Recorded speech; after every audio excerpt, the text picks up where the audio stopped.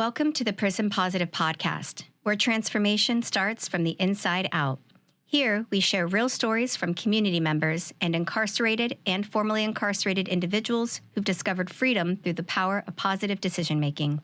Using the Gogi Life tools grounded in psychology and cognitive behavioral principles, our guests show how change, purpose, and service can turn even the hardest chapters into powerful new beginnings.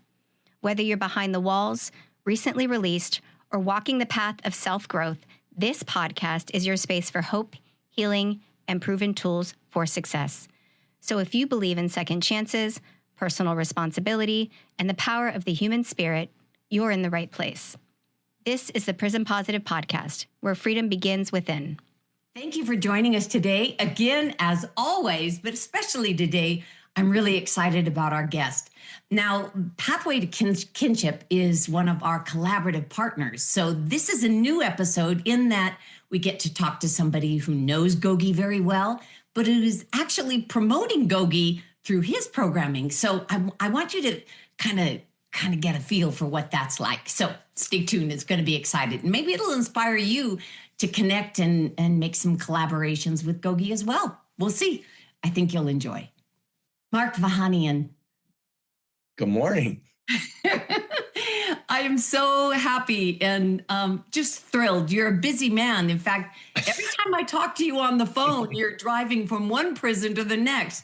Why is that? Why are you driving to so many prisons? Why do you spend, and I know the feeling, hundreds of thousands of miles on your car going from one prison to the next? Why is that? Wow. Why? You know, it's all I can say is they, and thus opportunity to be of service to these folks saved my life. And before I say more, I want you to know that this morning I was leading a virtual group with 60 to 70 former lifers. And I mentioned, I'll be speaking to Coach Taylor this morning. And I hear 3-second light switch, belly breathing.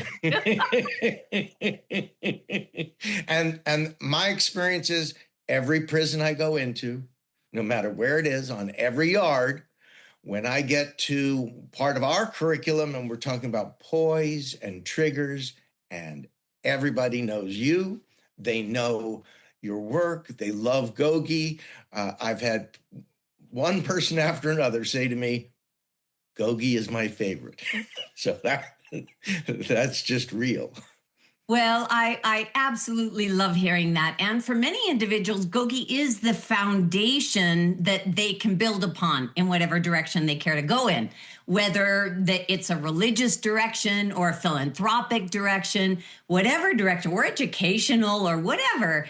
Gogi seems to be, and I don't know, maybe you can tell me what you think, seems to be the missing link that individuals missed in their childhood. They did not get this basic training about positive decision making. It seems to me that if you have a room of 60 lifers and they're chiming out the Gogi life tools, that something in our educational system is grossly inadequate in preparing individuals to make positive decisions. Would you agree with that? And can you talk to me about what your thoughts are? Well, I think you've hit the nail on the head, and it's tragic because I want to say everybody I work with in 10 prisons, their childhood was lacking in that kind of clear, positive, emotional literacy, emotional understanding, and a positive sense of self, and the ability to self-regulate. So clearly the Gogi tools are fundamental in that. And also when people slow down and chill, then they're also able to start taking in and looking at some of the difficult things, like our course on critical insight is not a fun process, because you're looking at what you did to get here and why. And I find that, the tools help us to self-regulate and ease up on some of the shame and some of the things that make it so hard so that when we identify with what we've done, and then we're able to stop identifying with what we've done and go, I did those things, I'm not those things. And again, the tools are beautifully integrated into our work at Pathway to Kinship. I've given out hundreds of your books, and always well received. It's always a gift, right, to be given one of your books. And and it works just very well with all the work that we're doing. Marc, I have a problem here because we don't have forever together to talk, but there are so many different nuances of who you are, your and my friendship, our collaboration, Gogi Life Tools, Pathway to Kinship, the instruction that you are providing, your training of leaders, moving into providing housing or preparing that. There are just so many subjects that I kind of want to preface our time together by saying, can we do this again? Of course. Of course. And in terms of housing, I can mention Tools for Tomorrow, which is another collaboration with Chris Waddell and his team. And we have reentry programs available in Whittier right now. And I would be remiss in not mentioning our course on EDOVO. Right now, we have a course called Criminal Impulsivity. Highly recommend it. There are thousands of people have gone through it and love it. And you made a nice introduction into EDOVO for us, and we'll be putting up some more courses. So because so much of our audience is on tablets in thousands of prisons and jails, speak to a little bit more about how they can find your course on the prison tablets. What does the icon look like? Because I do want to make certain that is such a necessary subject matter. Talk to me a little bit more about what does it look like? Where do they find it on their tablets? I wish I could describe it more clearly, but all I know is if they look up Criminal Impulsivity and Pathway to Kinship on the EDOVO tablet, they will find it. Criminal Impulsivity, Pathway to Kinship. Great. I love that. And as of course, they will get a certificate through the tablet provider of their completion of the course. Yes. More to come. Oh, that's great. That's great. Well, I love our collaboration. Can you talk to me for a moment about how you and I met and what were the first things that you were hearing about Gogi? And then you actually assisted us in a very critical time when we had no funding. You helped us get some very critical funding when we were struggling. Can you talk to me a little bit about your history with Gogi? When did you first hear about it? What were your thoughts? And then how did we become as good collaborative friends as we are? The very first of all, I was brought into the prisons the first time by Sister Mary Shawn and Sister Mary Shawn Hodges. And as soon as I was doing anything in the prisons, I heard about Gogi. Sorry for that interruption. Yes, I heard about Gogi right away. The men, so many of them talked about you. Our mutual student, Chris, who's now been found suitable after 30 odd years. And the men were so receptive to that work. And it seemed that what we're doing with Pathway to Kinship is just a good fit. We work well together. And I don't even remember who the first person was who actually made the introduction to you and I, but I know that right away, we just had this natural connection. And there were people who'd been through our course and had done Gogi as well. And then I met Johnny, and that's all I remember. I know that it's been everywhere I go, I hear Gogi, and it's just a nice, it integrates beautifully, a good blend with what we're doing. Talk to me about what would inspire you to actually go into a prison. What was that? Why did you meet with Sister Mary? Why did you say, yes, I'll go into a prison? Why did you say, oh, this strikes a chord with me and it's important for me? What was that journey like? So it was an evolution. Do I have 90 seconds? You have got more than 90 seconds. It's interesting. So I had 3 careers prior to doing anything to do with prisons. I had been an actor and been on Broadway. And I say 3 careers brought me to Hawaii. First career was as an actor. And then when that career started to slide downhill, I got brought to Hawaii by Stevie Nicks and Mick Fleetwood of Fleetwood Mac to help get them in shape for a tour. And I worked with all kinds of really interesting people. Johnny Cochran, the attorney for OJ, I worked with him for 15 years as his fitness coach. Then I explored executive coaching and leadership work and studied a lot around trauma resolution. And when the dot-com bubble burst, I found an entranceway into the financial services world, and Morgan Stanley flew me to Hawaii to work with 200 financial advisors. Now, for full disclosure, I also at that point had started drinking, and my wife, and this may come as a surprise, was none too thrilled. And so I got into a 12-step program, and it was there in desperation for looking for some way out of my own selfishness and misery. I discovered ways to be of service, and I just started volunteering in and around the program. But I found Father Greg Boyle and Homeboy Industries, and I volunteered there, and I volunteered at ARC, and then I met Sister Mary in Prep. And so, again, it was through looking for a way to get my attention off myself and to utilize the skills and experiences I'd had. And I think a combination, I guess I'd also have to include my parents, both who were psychologists and both were from genocide. My mother came from the Holocaust and escaped in 1939. My father's family got out of Armenia. So I think in my background and in my DNA was this thing around a recognition of injustice and horror and my own. I grew up near the edge of Harlem. It was a very scary time. And I think all of that merged, and I just began to find a way to put all those skills and experience into service, helping people do job interviews. And then when I got into prison with Sister Mary, I just blew my mind open and my heart open. And I began evolving and cultivating a curriculum with the help of the men inside and the women. We were also at CCWF, and it's been an extraordinary journey. Well, there's so many, I don't even know how to process what you just told me. There are like 14 lifetimes that you just talked about. There's like so many different lifetimes in this one lifetime.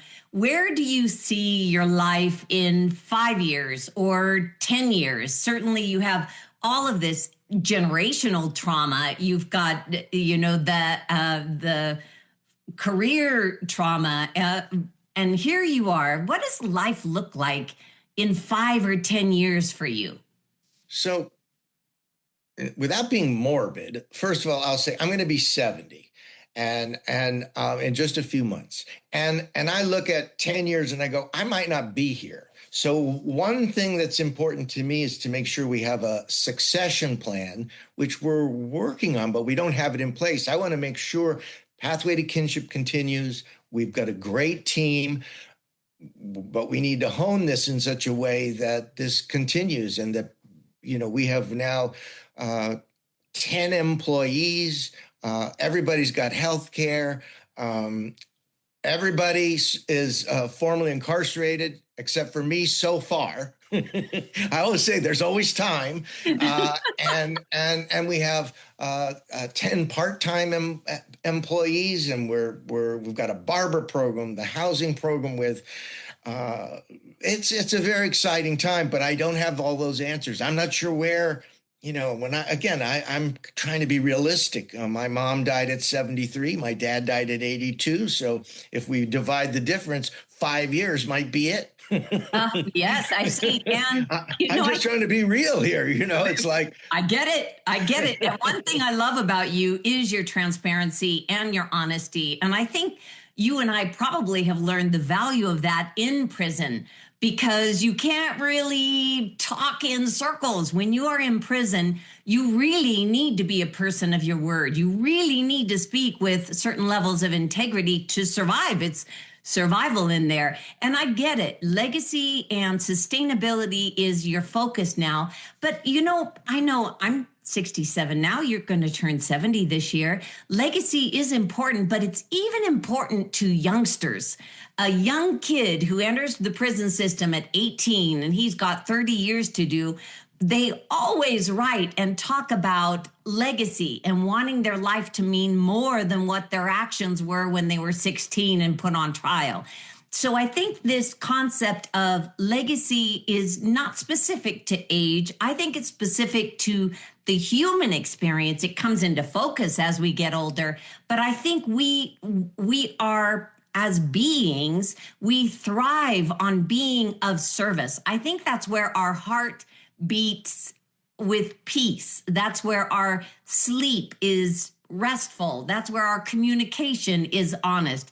Would you say that being of service, and certainly Pathway to Kinship is all about service, has been like the capstone of these 15 different lives that you've lived? Is now kind of like, for me, it feels like now is the icing on the cake, where Gogi is going to live 300 years past my lifetime. That's kind of like the icing on the cake. Would you say that service is kind of like the icing on your cake?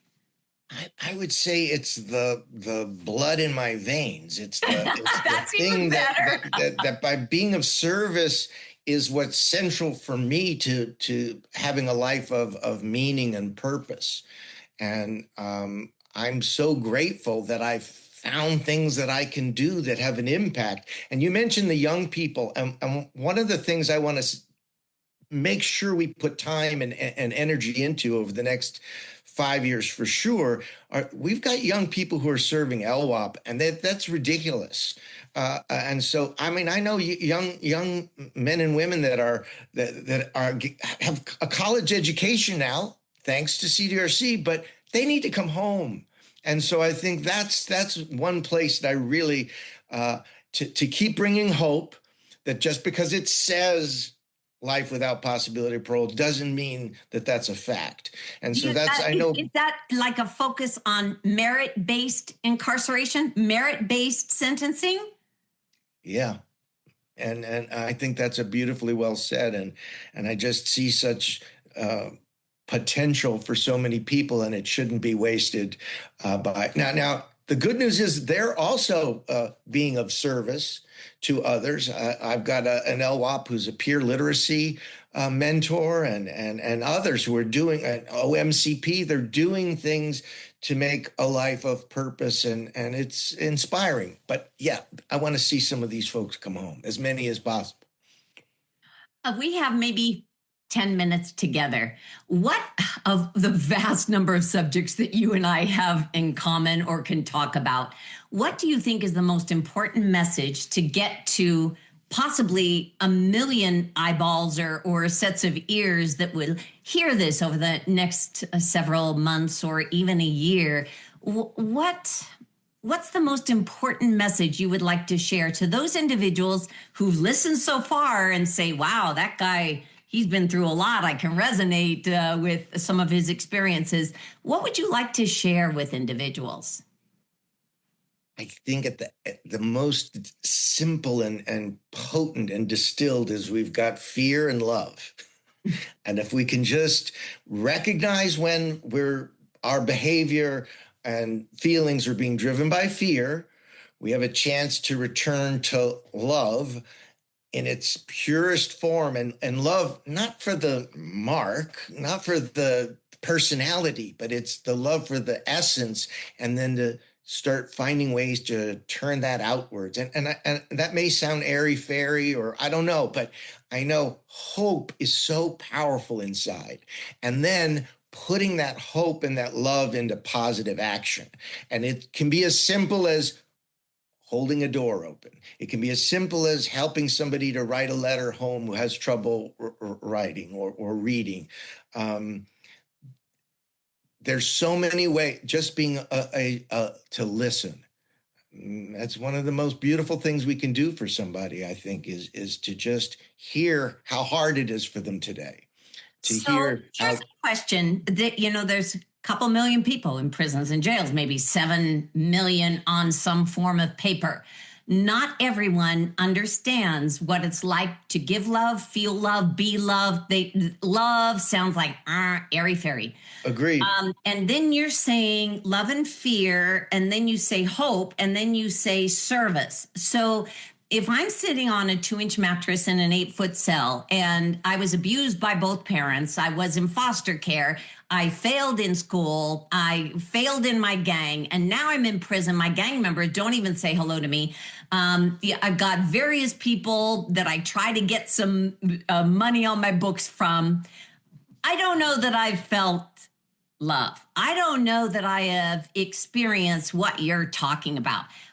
What is the jump between love, right, to holding the door open for somebody or giving somebody a smile or picking up a piece of trash, which is service? How do I get there, Marc? How do I get there if I have no reference point of what love is? I know fear, and I know if I'm fearful, all I got to do is hit somebody, show force, and then I'm not afraid anymore. Where's the jump? How do I do that? I don't know that there's a jump. I think you're talking about generational trauma. And when we're in trauma, we're in that swirl, in a tangle. And first of all, I'm sorry. Are you getting messages? Yeah, I'm trying to shut it off. There we go. Inside the trauma of all that abuse and isolation and disconnection, it's hard to quote unquote make the leap to service. So I think finding even one person you can talk to a little, that isn't judgmental, that isn't trying to get something from you. And the other is beginning to find ways to self-comfort, even if that sounds airy-fairy. It could be as simple as belly breathing, or finding a meditation that works for you. And the recognition, just the beginning to witness, I'm not my thoughts, and that's a hard one. I'm not my thoughts. I'm not my emotions. I'm that which is witnessing my body, my emotions. I'm not any of those things. This is tricky, especially when we're traumatized and our nervous system is thrust. And I've tried every kind of therapy. I've done, you name it, I've done it all. And getting out of our heads is the beginning of being able to look out there and not make it about my pain, not to diminish anybody's pain. But being wrapped in the pain is endless suffering is what we get for focusing on how unfair my life is, how terrible this is, how much I hurt, how bad my parents were, how mean everybody is. All that might be true, but I need to find a way to begin to step out of it. And so I know for me, finding little steps. One of the beautiful programs in prison right now are the dog programs. What a simple way to get out of your own head and build empathy and the comfort of just petting a dog. Oh my gosh. And focusing on, this dog needs to be fed. This dog needs to pee. This dog needs to drink water. I've had men say to me, oh my gosh, I thought I knew what it was to be a parent, but I was never really a parent. But now that I'm looking after this dog, I'm worried about the, and all of a sudden he goes, I have such respect and appreciation for what it means to be a parent. So there's no one way, I think, to get out of our trauma, our agony, our anguish. And for me, it's been a lot of work. It's an ongoing process. You know, I prefaced our conversation with, I think we need another conversation. And as we come to the close of our time together today, I really want to maybe dive deeper into what I loved your analogy of being, wrapped in the trauma. Just it feels that way to so many of our students. I received a letter yesterday where the man wrote and said, "I will be honest with you. I was wrapped in so much anger. I was going to hurt someone really badly. And then I remembered I am the boss of my brain, and that was enough to change the course." Probably change the course of his life. Who knows what would have happened. So I really want to go a little bit deeper into being wrapped with trauma and how to find those moments, like you said, listening or talking or so I really, really hope that we get another time together where we don't just talk about navigating things, but we really go through some processes. I can layer in the Gogi Life tool that fits the process that you are teaching through Pathways to Kinship. So if that works for you, I would love to have you back on again. Be a privilege. Okay, and we have just a couple minutes for you to send out some shout outs or some messages to some of your students, some of your leaders, some of our Gogi leaders. You did mention one of our Gogi coaches after 30 Chris. years. Yes, he's coming home. So feel free to do some shout outs to any staff or a warden that's supportive or your students or anything. This is your time. I got to say hey to Kevin Tran, who's a tremendous leader inside. Kevin, thank you for all that you do. And, there's such a good group. And if I next time I'll do a better shout out, because not enough. My old brain is not booting up enough of the people who are making such a difference. But just know that just because I didn't mention you, you are appreciated.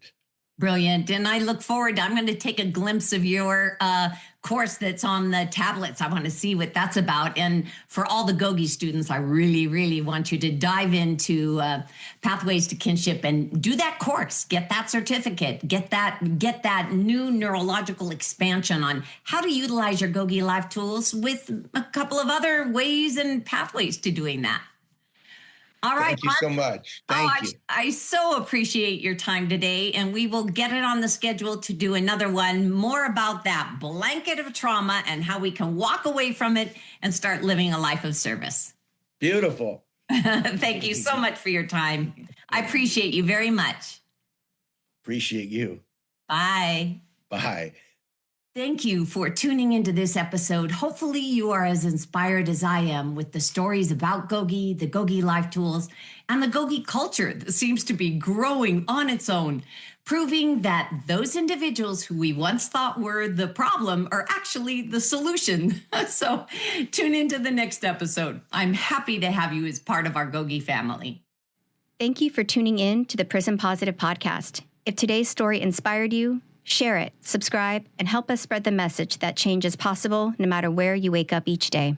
To learn more about the Gogi Life tools and how they're helping individuals around the world build purpose and freedom from within, visit www.gettingoutbygoingin.org and www.gogilifetools.com to connect with the Gogi community.